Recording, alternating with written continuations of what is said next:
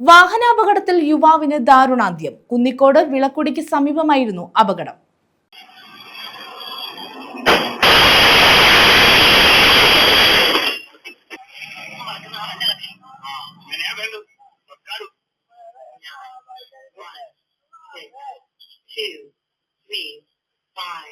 കൊല്ലം തിരുമംഗലം ദേശീയപാതയിലുണ്ടായ അപകടത്തിൽ യുവാവിന് ദാരുണാന്ത്യം. കുന്നിക്കോട് വിളക്കുടിക്ക് സമീപമാണ് അപകടമുണ്ടായത്.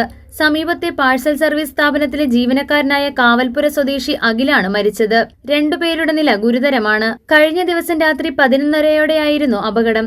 കൊട്ടാരക്കരയിൽ നിന്നും പുനലൂർ ഭാഗത്തേക്ക് വരികയായിരുന്ന ടിപ്പർ ലോറി നിയന്ത്രണം വിട്ട് എതിർദിശയിൽ വന്ന അഖിൽ സഞ്ചരിച്ച സ്കൂട്ടറിന് മുകളിലൂടെ കയറിയിറങ്ങുകയായിരുന്നു.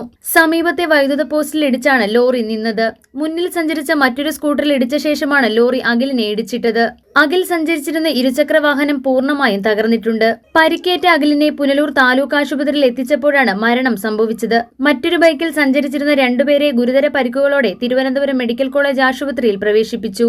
അപകടത്തിന് പിന്നാലെ വാഹനത്തിൽ നിന്നും ഇറങ്ങി ഓടി രക്ഷപ്പെട്ട ഡ്രൈവർ കലയപുരം സ്വദേശി രാഹുലിനെ കുന്നിക്കോട് പോലീസ് കസ്റ്റഡിയിലെടുത്തു. ഡ്രൈവർ ഉറങ്ങിപ്പോയതാണ് അപകടത്തിന് കാരണമെന്നാണ് പ്രാഥമിക വിവരം. News bureau, Punalur.